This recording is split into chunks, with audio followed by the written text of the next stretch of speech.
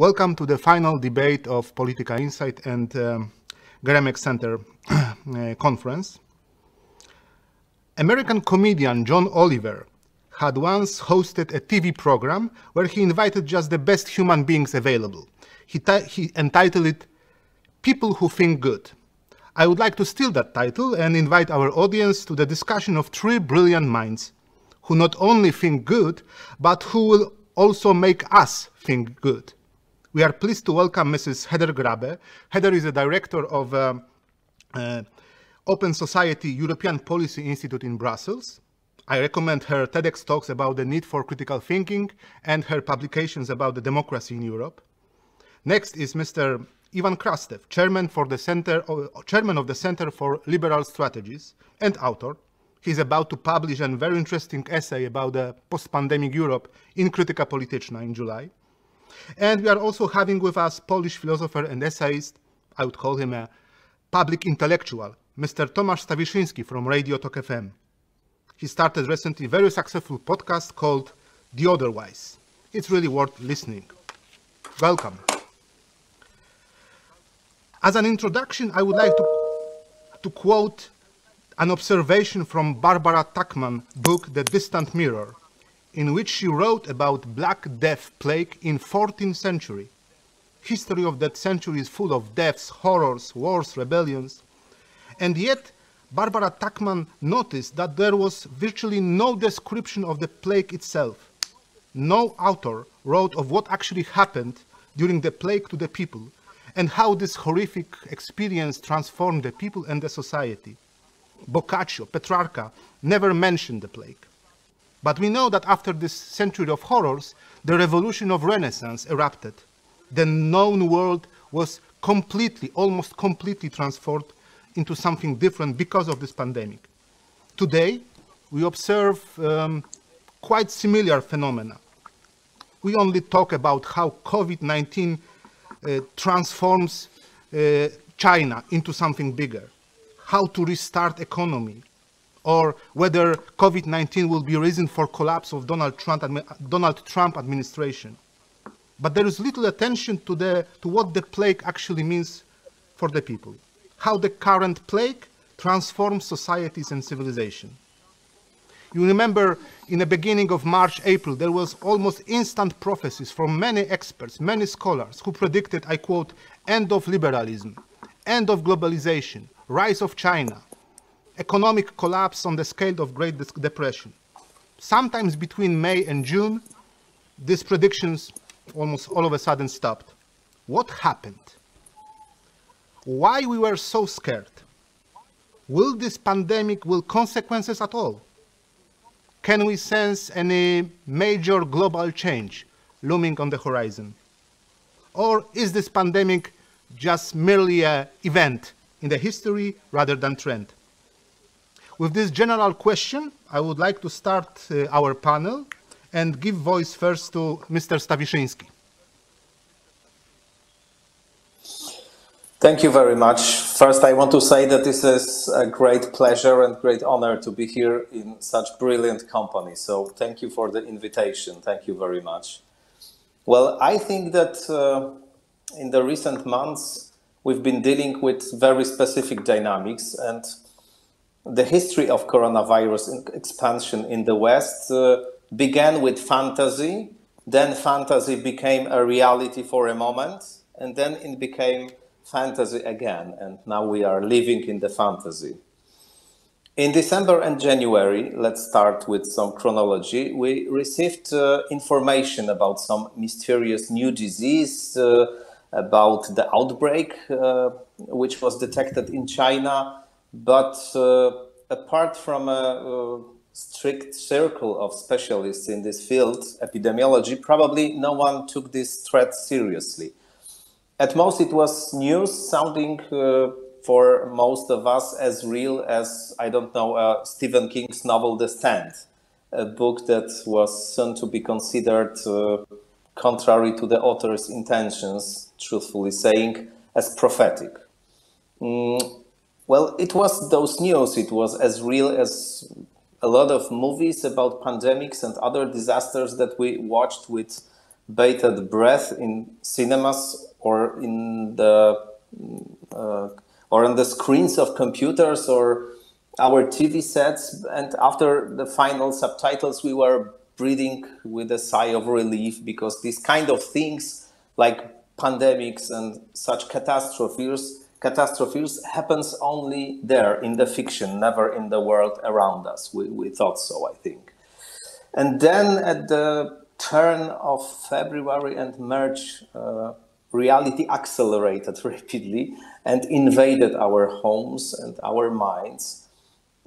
Images flowing through the media from Italy or Spain have become increasingly drastic. Hundreds, thousands of people we have seen under the ventilators, hundreds, thousands dead, taken away by military trucks.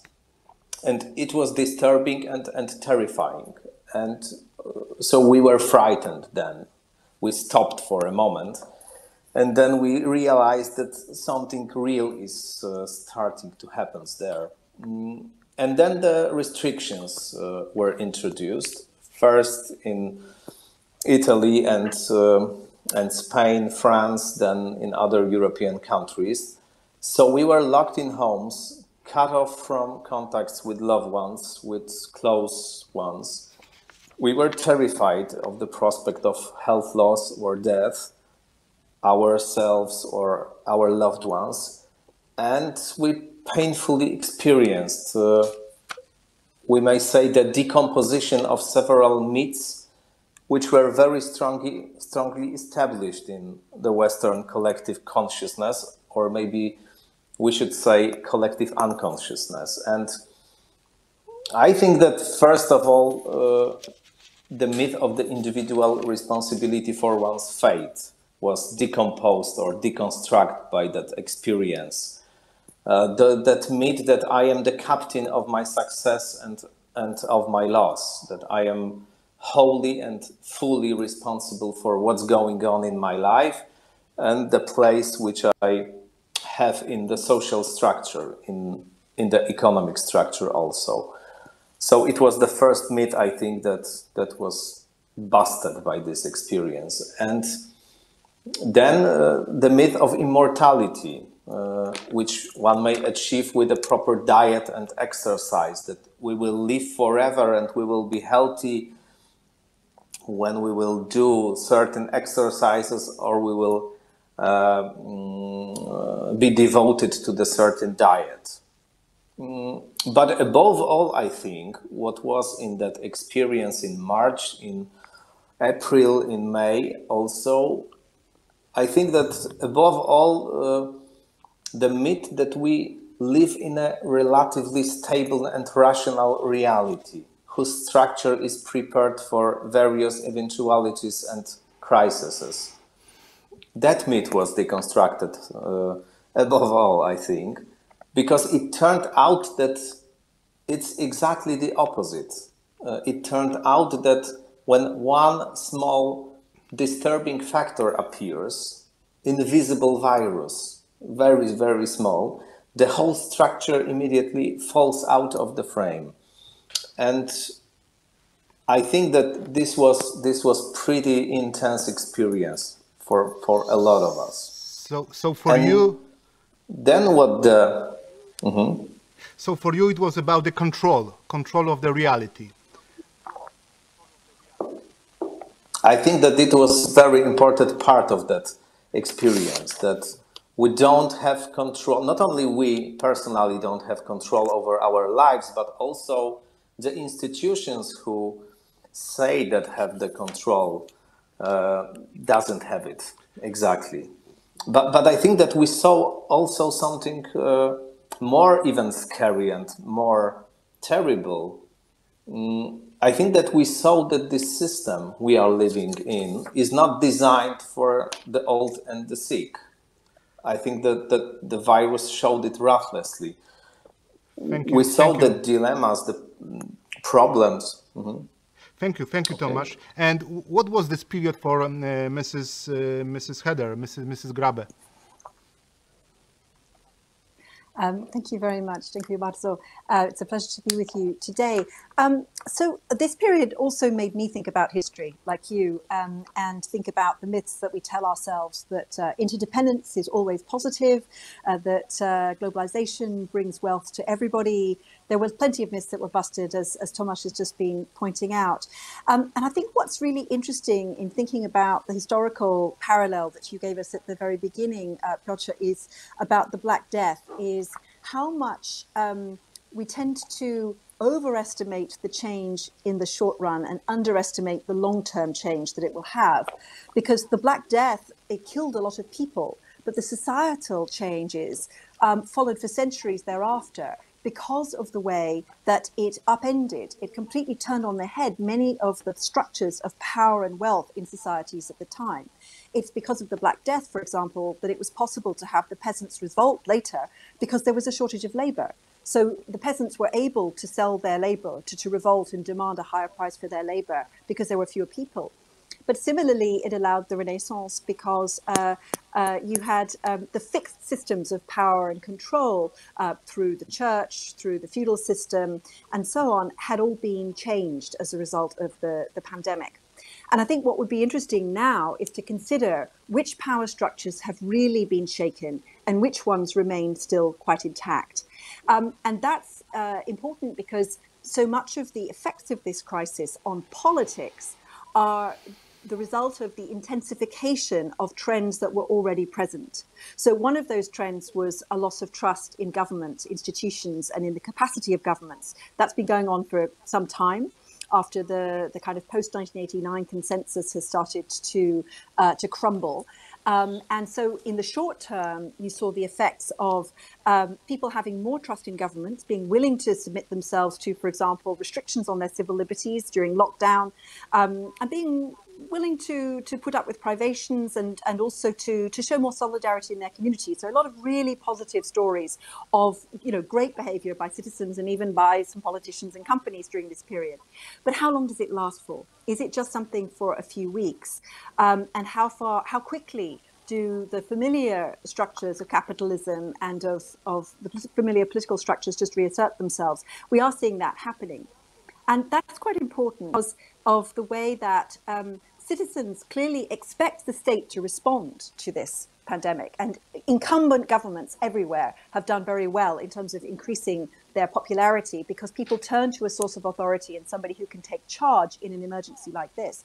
But quite soon, people start to see when things haven't gone very well, and that's when the opposition and definitely when populists can start to kind of pick away at that trust, the renewed trust again. So that, I think, will happen quite fast over the coming years, and that will, so we have a short-term effect of more trust in government, but it won't last, and some of the figures that have been cited today show that. But there's also the question of how people's perceptions of interdependence have changed, because a lot of what this pandemic has shown is the dark side of interdependence and of globalization. The fact that these extremely long supply chains that stretch around the planet, they might deliver cheap goods, but they can easily be disrupted. Look at how difficult it is to get masks. Surgical masks are not an expensive or high-tech item, but there was a huge crisis of producing more of them. And it's also showed the dark side of globalization in terms of the inequalities that it has created. It has created massive differences in the resilience of individual societies and also of people within those societies. Those who can cope with a few months of lost income, those businesses and those people who can cope with that, and those who can't. Those who can find new opportunities in an economy that can start getting going again, and those who can't. And again, much more of a demand for the state to step in here. But what's interesting about this is that that although people are asking for big government to a larger extent than before in Europe, we see that across Europe, and to an extent in other countries too, but especially in Europe, it's very strong. We want, you know, Mutti, as they say in Germany, or, you know, the state to come back in and to protect us from these things and to have equipment available and be able to cope with pandemics and so on. That doesn't necessarily mean big governance. in the sense of international cooperation and international institutions. The calls for strengthening the WHO, the World Health Organization, have not gone that far. So where does this really end in terms of the role of the state and the relationship between state and citizen? That's still very unclear. Citizens want the state to be able to respond, but are they really willing to give the state the means to do that? And especially if there's an economic depression and if there's a debt crisis, which is not clear yet whether that will happen, will states actually be able to deliver on citizens' expectations? And the final point I'd make on that is that states have lots of flaws. They don't work terribly well often, but they are in the end the best way of organizing things that we've managed to find over the centuries. You know, to paraphrase Churchill, democracy is the worst form of government, apart from all the others that we've tried. And organizing things through the state has proved to be better in this pandemic than trying to organize it through markets, as Tomasz pointed out. And yet still we have a problem, because this pandemic is a small wave in comparison with the tsunami that is going to hit us over the next 2 decades because of climate change. We're going to have lots more massive crises, rising sea levels, insect-borne diseases, all kinds of problems that are much more disruptive even in this pandemic. If you look at what the insurance industry is predicting as likely scenarios that they need to insure against, it's really terrifying. So if our states don't really have the wherewithal to cope with this, then how are we going to cope with the future? It's important to look at that issue right now. You are absolutely right when it comes to the role of the state during the crisis, and it really doesn't looks like it doesn't matter what kind of state is coping with the crisis, whether be it authoritarian or democratic. Mr. Krastev, what's your initial thoughts about this first period of pandemic? Historically, because of course when you're exiled in your own apartment, what you start to read is history, we know that our minds are organized in the way and designed in the way that we remember wars and revolutions, but we don't know how to remember pandemics. And nevertheless, the pandemics, what was said before by Hedda, was very much transformative for the way of our life. We don't remember it. Laura Spinney is giving a beautiful statistics. Probably 2 or 3 times more people have died as a result of the Spanish flu than compared to the World War I or even more than World War II. But if you're going to ask people what is the worst thing that happened in the 20th century, they're not going to be a single person who is going to say the Spanish flu. There are 80,000 books globally written about the World War I, and there are 400 about the Spanish flu. And one of the stories is that in a flu, that this is arbitrary. When you're dying in a war, there is a narrative. Basically, you're sacrificing your life for something. When basically you're dying in a flu, the only thing that remains from the chronicles is what the plagues are remembered for is deaths without funerals. And we saw this even in Italy and Spain during this crisis. You have Zoom funerals because people are afraid to go on the funeral because they're afraid of basically being infected. So I do believe, and I'm going to basically end on this, on the level of political imagination, this crisis in a certain way moved people into different directions. On one level, it radicalized the imagination of some people. For example, if you're a climate activist, and you have been dreaming all your life that all planes are going to be landed, but you never believed that this is possible, and suddenly it happened. Or if you're a radical nationalist and you have been dreaming of resurrecting the borders between the EU member states, and overnight it happened. So for this type of people, suddenly certain things that till yesterday have been impossible started to look possible. For a big majority of others, in a certain way, the result of the crisis is that even people who tried to believe that pre-COVID-19 world was abnormal, now it starts to look as a normality lost. So dreaming go back to this normality is something that in a certain way is driving many people and try to see this kind of a COVID-19 episode as a collective hallucination. And this is particularly strong in places and countries in which there were not many dead people, that basically people can say themselves, what was this all about at the end? Thank you very much. And indeed, experts should really take into consideration not to jump into conclusion too fast or too quickly.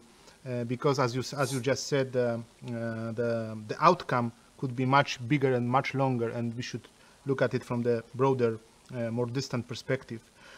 One of the major aspects of the current international politics is disinformation and the way superpowers exploited the pandemics to follow and to promote their international agendas. But it seems like only working in a short span or on a very instant scale. China on April was called a benevolent empire, and recent publication of John Bolton's book, where he talks about the concentration camps, are kind of undermining this image.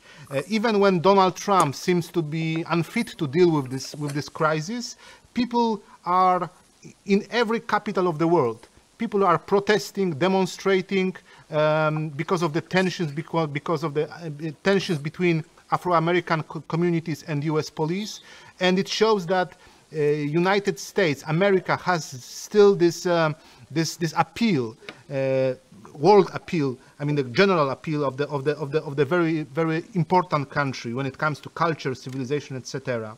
So China is still China, and America is something still promised land, so to say.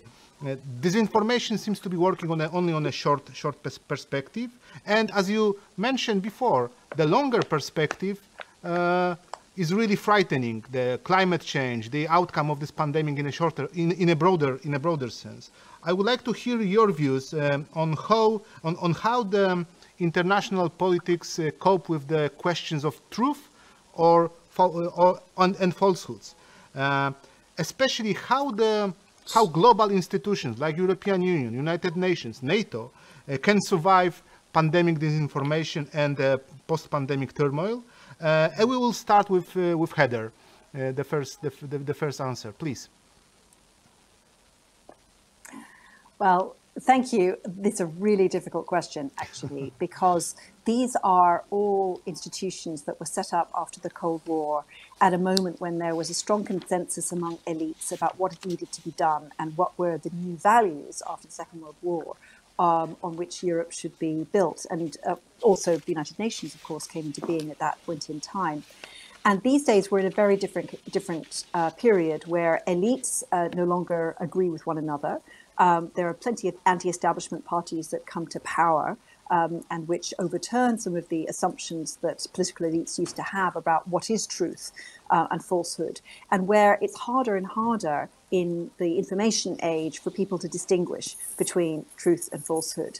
And remember that, Hannah Arendt warned us that the real problem for democracy and for any system of governance is not the diehard communist or the convinced fascist. The most loyal citizen of those regimes is the one for whom the difference between truth and falsehood is no longer apparent. So she wrote that, of course, during the dark time of the Second World War, but her writings on authoritarianism are still incredibly relevant now, because she points out how much it's about what's in our heads and our ability to distinguish, to understand what's going on around us, to make sense of what's happening to us, that is critical to our ability as citizens to cope with life and to play a role in society. And it's critical for a democratic system to survive. And those things are being eroded really rapidly. It's striking how, for example, during the pandemic, many of the anti-vaccine groups on, for example, social media, instead of taking a knock, which you'd expect when much of the world is waiting now for a vaccine to save us from the pandemic, in fact, they've been increasing their support by arguing that it's all part of a great conspiracy. And conspiracy theory, as many studies have shown, is the ultimate form of disinformation, because just the idea that there is a conspiracy out there, whether you believe a particular conspiracy theory or one or another, just the idea that there is a conspiracy of people who are controlling this and who are in charge of this is itself incredibly damaging to citizens to take matters into their own hands and form their own opinions. It makes them passive. It makes them unwilling to engage. And that's vital, not only to how they vote and whether democracy can be upheld, but also to how they react, how resilient they are in a pandemic, whether, for example, they take seriously the advice of public health authorities and protect their own health and that of their families and their neighbours by observing the public health edicts. So this is a really critical thing, and I won't go into the disinformation statistics because we've had lots of presentations on that during this event today, but just to note a couple of things which are, I think, really vital to trying to handle disinformation, because it's now a fact of life. It's there. It's not going to go, this is not a genie that can go back in the bottle. So how do we cope with that? And by we, I don't just mean political elites. I mean we as citizens. How do we keep ourselves resilient during what are going to be very turbulent times ahead? I think one thing is that people actually have to take responsibility for it themselves. It's true, as previous speakers today have said, that media literacy classes and education for children are vital, digital literacy also for the older generation. That's vital, but that also depends on the demand side. It's not just the supply side of the education system or the government, but that citizens, civil society organisation and civil society action to encourage digital literacy and encourage people to question what they hear and to look for diverse sources of information and what are the sources of what they're reading on the web. This is really vital, and this has got to be at community level, because it's in communities and families that people have trusted links which are going to make them disbelieve what they may be hearing through other social media. So I think support for civil society organizations that are able to work at grassroots level on critical thinking. That sounds very abstruse, but it's critical thinking. Being able to think for yourself and judge a good source of information from a bad source of information is really vital. The other thing is, frankly, government regulation of the platforms. What this pandemic has shown is they can take very rapid action when they're suitably incentivized. So after all these years of saying, no, we can't really do content regulation, it's so difficult, and then saying at the beginning of the pandemic, we don't have enough people to do content regulation, we don't have enough cleaners to go through all this online material. They then speeded up their use of artificial intelligence to do so, which has its pros and cons, but they very much speeded it up, and they changed their policies. WhatsApp changed its policies, and it became much less important as a vector of disinformation. Facebook started taking action on bots and fake Facebook accounts, which were using it for disinformation. So I think that the pandemic has brought some important lessons about the kind of regulation that could bring more rapid change, and which could treat the platforms as the essentially public goods providers that they really are. So I think there's a role for the government, but there's also a role for civil society and for each of us to maintain our critical faculties. And from that point of view, I think that's perhaps a marriage between the more kind of socialist point of view that it's the state that should provide these things, and the more libertarian point of view that the individual is responsible. Actually, both are responsible, because it's not going to be an international agency that solves this problem. It's going to be individuals and at every level.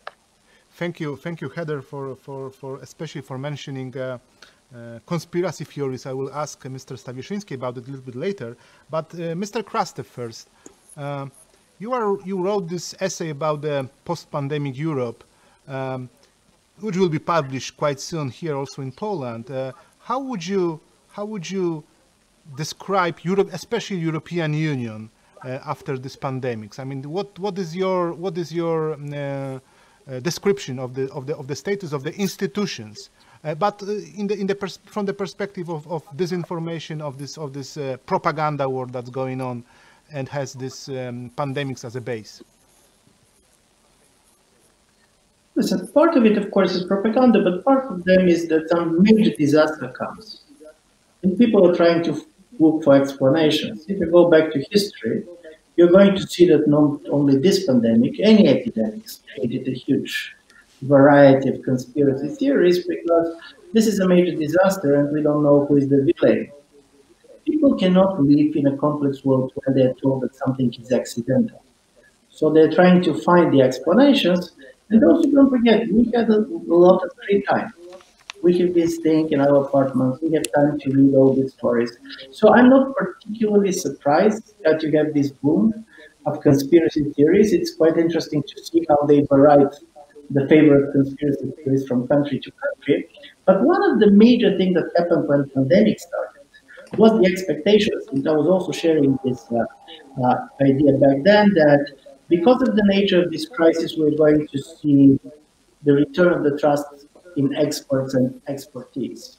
Because we have been witnessing that during this crisis, there was always the medical doctor next to the prime minister or the minister. And in a certain way, people have been religiously following all the briefings of these medical experts. The interesting story is, and today, basically, we published a paper which is based on a survey in 9 EU member states, including Poland. European Council on Foreign Relations published it, and it shows that, in fact, contrary to these expectations, the result of the pandemic is not the increased trust in expertise and knowledge. Basically, you end up with 3 groups of people now when the first stage of pandemics is over. There are those who never believed that science matters and the science could be trusted, and part of their mistrust is rooted in the fact that science is based on disagreement, on doubts. Medical experts disagree between themselves, but for many people, the very fact that there is not one opinion is a good enough idea to say you cannot trust experts. There is a second group who basically believe that experts should be trusted and trust them, but there is also a third quite big group, 1/3 of the Europeans tested, who said probably experts know what is going on and they're better prepared than others, but at the end of the day, this is not that experts inform politicians, but much more politicians use experts to justify already taken decisions. So unlike basically experts helping politicians to get more trust as a result of this crisis, we see how the general mistrust in government is also backfiring against the experts.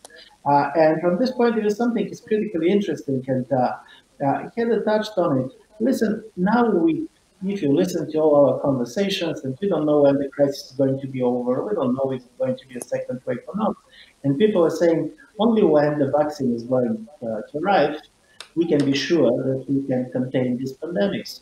But at the same time, half of the Americans only have declared that they're going to use vaccine if it's available.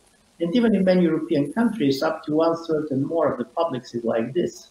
So it is not simply that when we talk about disinformation, that this is governments, be it Chinese or Russian or any other governments, trying basically to go and manipulate people. I do believe we are living in a situation of a much more profound mistrust. And part of it is also based on the complexity of the world in which people are living. The personal experience does not play the role which it used to play before. And as a result of it, basically, people are much more seeing every crisis as a confirmation of their biases and what they have been trusting anymore. And what people are trusting most is that nobody should be trusted.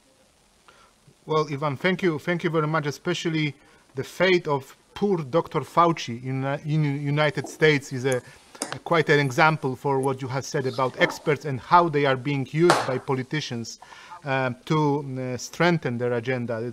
This is absolutely right. Although there was a time when almost everybody thought that this is the time of expertise, that the experts or scholars or scientists are back behind the wheel. Well, the division you quoted, these three groups of opinions, is something to the contrary of this new belief. When it comes to beliefs and conspiracies, Tomasz is also an expert here in Poland in his podcast and his speeches.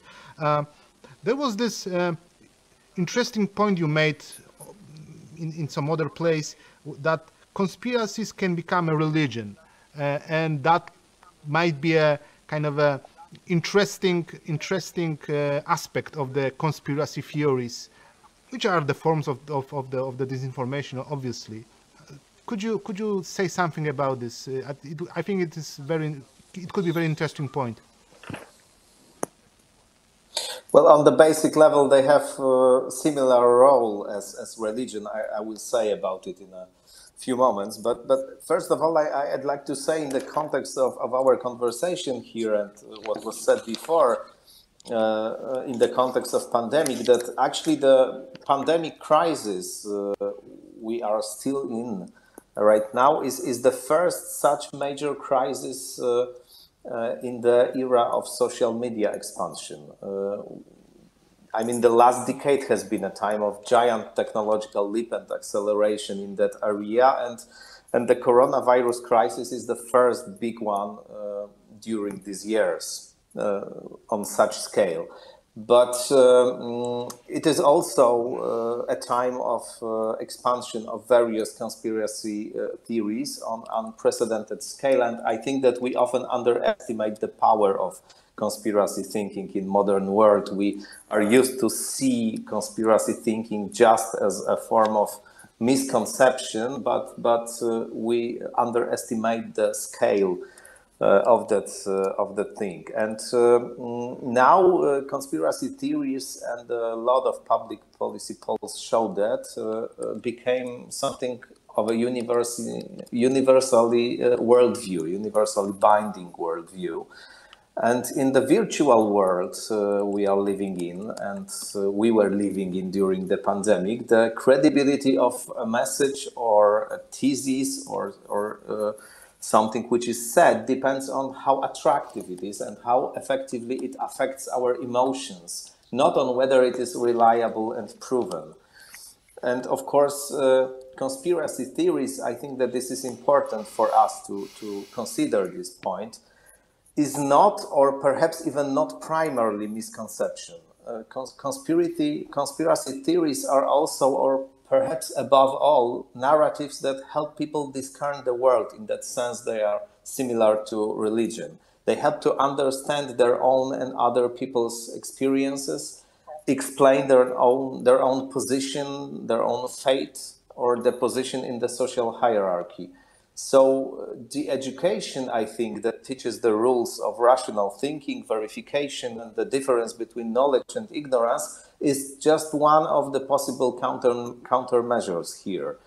Because the lack of trust in institutions and elites seems to be much more primary and important than education gaps, I think. Because this is a lack of trust that conspiracy narratives personifies in that mythological and symbolic way, from secret laboratories in Wuhan to the reptilian conspiracy. I think that people just generally don't believe today that politicians representing liberal Western elites actually want good for them, that those politicians are interested in people's well-being. I think that on the contrary, they have the impression that this group is actually turning against them and even poses a threat to them. So populists and conspiracy theorists smoothly enters this space, this empty gap after trust. So what can you do then? I think that the answer is simple but extremely difficult to practice. Rebuild trust, rebuild institutions, try to show that the idea of community is really about the community of everyone and not about the benefits of a small privileged group. What can we do else? First of all, I think that, and this is very important point also, I think, the philosophical one, let's say. I think that liberal and leftist circles should decide which side they are on, whether on the side of the concepts or philosophical ideas which claims that every narrative is equivalent, or that each narrative is an expression of some political positions. It means that less important is what is being said than who is speaking. Or on the other side, are we on the side of, let's say, epistemological realism, which uses the concepts of truth and falsehood and distinguishes between true and untrue sentences, justified and unjustified points of view, and points that their genesis of what is said, genealogy of what is said, has nothing to do with the logical value of what is said. It cannot be denied, in my opinion, that the original sin of post-truth times, one of the many original sins of post-truth times, are the philosophical concepts which were mostly developed in the second half of the 20th century, and were then intensively applied to political discourses, according to which truth is an ominous and is something which leads to violence and is especially and primarily the tool of power, not the tool of knowledge, or rather the tool of knowledge as much as the tool of power. However, I think that in recent years, it turned out that where the truth disappears, the violence comes. So the winner is not the story behind the facts and not something which is proven or reliable, but the story which has a stronger team behind. So I think that without rebuilding trust, but without also philosophical and political rehabilitation of the concept of truth, we may read more Hannah Arendt than postmodernists, for example, we will not get out of the current crisis. You mentioned violence, and when it comes to violence, there is no better place, violence and religion, there is no better place to go back like Middle Ages again. Let me just, we have still 14 minutes, so let me very quickly jump back to Middle Ages and the roots of European culture, the apocalypse of St. John, and its vision of 4 riders, 4 horses, pestilence, famine, war, death. We witnessed the pestilence in the form of the COVID-19 plague. Famine rides freely through Africa and Middle East, where we have more than 70 million refugees.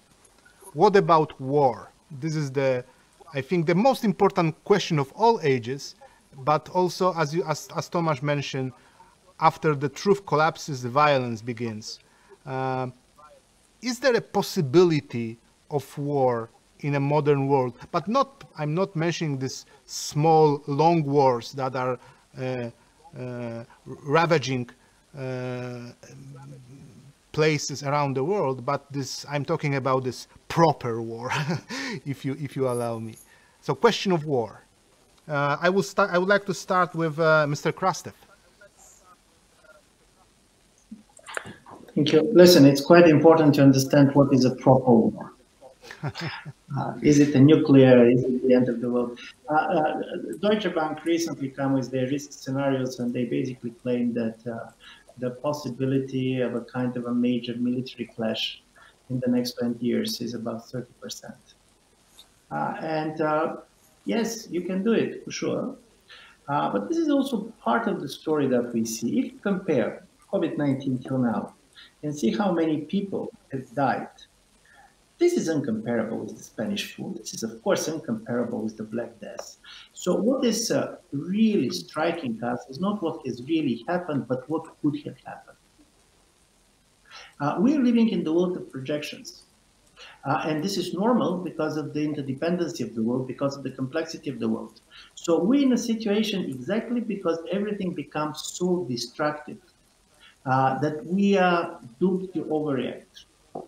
There is a problem with, for example, with a single concrete Japanese nuclear power stations, and Germany decided basically to close its nuclear industry, for good or bad. But I'm saying that we're living in the world in which when something hinted to this type of a crisis, everybody starts to behave as if we're going to live with the worst case scenario. But does it mean that the war is possible? Yes, it means. As a result of this crisis, we see the world which is going to be much more polarized. This crisis intensified certain trends that have been there before. One of them is a kind of increased rivalry between the United States and China, and I don't believe that regardless of what is going to be the result of the American elections, this kind of a conflict is going to be overcome. We saw the world in which, nevertheless, that we can expect it. The pandemic is type of crisis in which you can expect much more international cooperation. You can expect much more effective response from multilateral institutions. This did not happen. So yes, we can expect a war. And honestly speaking, this is not simply a small wars. You have wars here and there. India and China have been kind of fighting with not many dead, but on the border, something in a region where they have not been doing since 1962. So we basically can come to the idea that the general tensions and the general equilibrium have been very much broken. And talking about the different horsemen, I'm not so strong on the biblical text, but there is a children's book which was talking about some Lord Ronald who jumped on his horse and start riding off in all directions at the same time. One of the interesting effects for me of this crisis is that unlike other transformative moments, like for example 1989, where at least you have the illusion that you know where the world is going, now we don't know. And we have the feeling that really different parts of the world, different parts of societies are riding in different directions. Thank you, Ivan. Tomasz, you mentioned violence, so maybe you have more pessimistic closing remarks than Ivan, who seemed who presented rather optimist scenarios, relatively optimist. Tomasz, please. Yeah. Children's books are always more optimistic than the apocalyptic literature.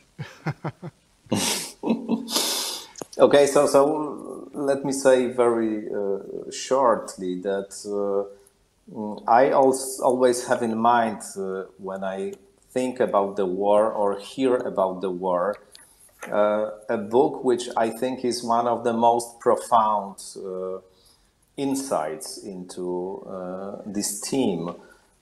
This is the book by James Hillman, American psychologist and philosopher, which is titled A Terrible Love of War.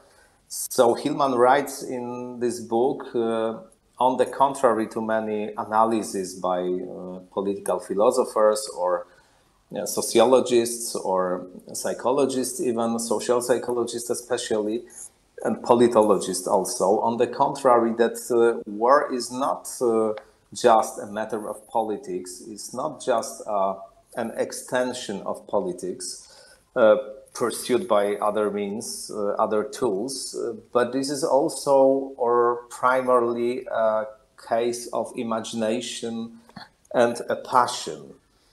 And that's why this is unpredictable matter, the effect of something that gets out of control and which has a lot to do with the myths, the imagination, the fantasies.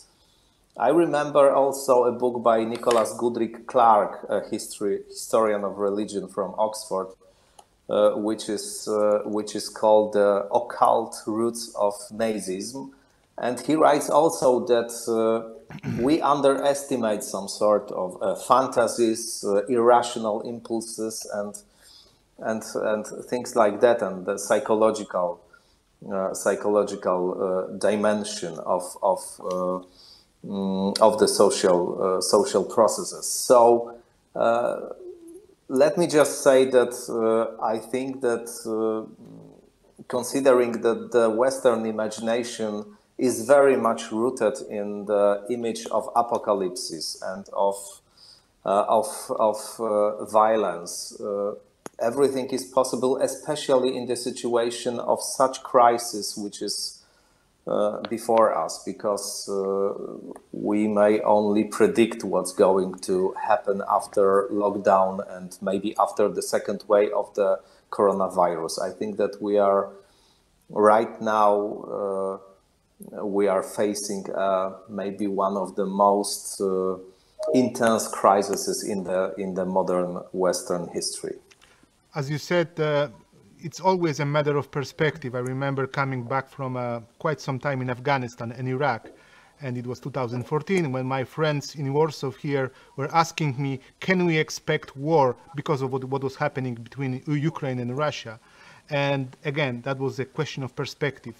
I witnessed the real war in Afghanistan, and the possibility of war here in Europe seemed really distant thing. And Heather, please, your final remarks, maybe with circling around this rather gloomy question I asked around war. Well, it's an important one because the four horses of the apocalypse never completely go away. And what we see now in the 21st century is a proliferation of new kinds of warfare. Disinformation is a form of warfare. And there's massive resources being put into it by, for example, Russia, which has also invested in its armed forces. Disinformation is perhaps the opposite of diplomatic negotiations. It's, jaw rather than war. It's a much cheaper way of trying to get what you want, capturing hearts and minds, and changing people's views and history's views of you than actually going to war itself. So I think it's very important to see that as a form of warfare. I'm myself quite cautious about using war metaphors for other things. For example, the fight against the pandemic. This is not a battle in a traditional way, and a militaristic metaphor doesn't necessarily help you. But it is very important to see the way that wars have started to look quite different. Think about the invasion of Crimea in 2014 with the little green men who didn't have uniforms, didn't have insignia, but they were still, nevertheless, that was about conquest of territory. So you can even these days have conquest of territory without the classic trappings of war, which means it's harder and harder to regulate and control it through things like the Geneva Convention. But we also have to think about other forms of warfare. The pandemic has brought up the idea of the use of armies against your own population. Look at Donald Trump threatening to send in the troops to enforce curfew. That's the kind of thing that usually leads to a civil war, and immediately led to a massive backtracking by the US military, who saw the dangers to the military of being politicized in that way. And it's really vital to see that war is often about who controls the narrative. Most wars don't just happen overnight. They're usually preceded by a long period of the enemy being built up in the minds of a population in order to justify the war. Most leaders, whether they're authoritarian, democratic, whatever, like to have some justification for their war. And so they tend to demonize either a particular group, another country, something else, as being the enemy for quite a long time beforehand. So look at disinformation and who it is demonizing.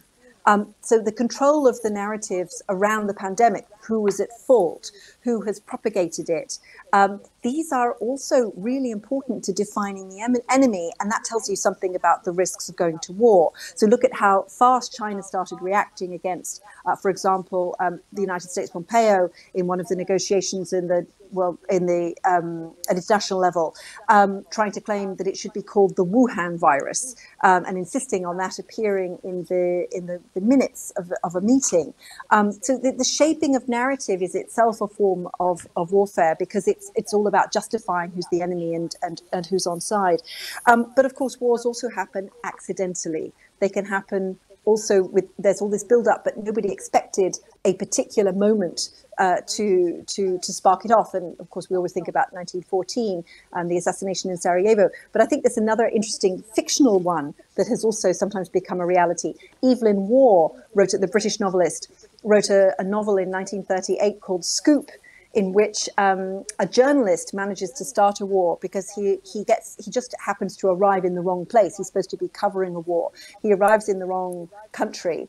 And so he starts writing about a war that isn't happening, but he starts filing stories in London, sending them back by telegraph, saying, oh, I've just seen these soldiers doing this, and the front seems to be opening up there, just because he's trying to justify his expenses and the fact he's trying to cover up his mistake. And he ends up starting a real war because people start reacting to this as if the war is happening in the place where he is. And this was a satire in 1938, but actually it has happened at various points in history where an assumption that there was some kind of confrontation going on has then led people to react. So the psychological dimension of warfare is still very much there, both for a hot war as well as for the psychological wars like disinformation. So I think we should that's still a very important thing. And of course, climate change is going to bring more conflicts over resources. There's no question about that. Conflicts over water, access to water, over minerals, and other kinds of natural resources that are going to become scarcer, and over land as sea levels rise.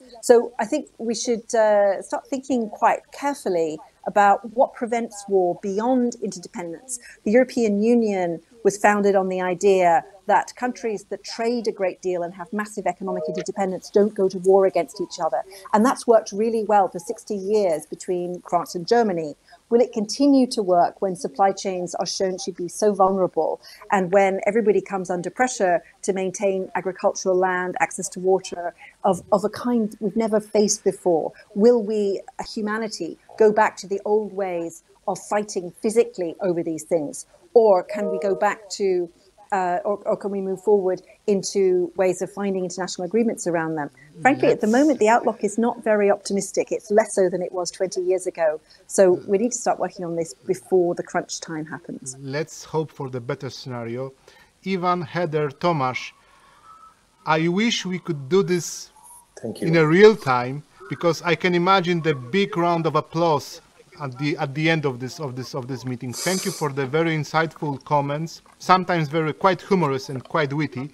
Thank you for that. I would like to thank also the representation of European Commission in Warsaw for making this online conference possible. And once again, I wish, I really desire that we meet face to face in a better times quite soon. Thank you very much. Stay safe, and once again, thank you very much.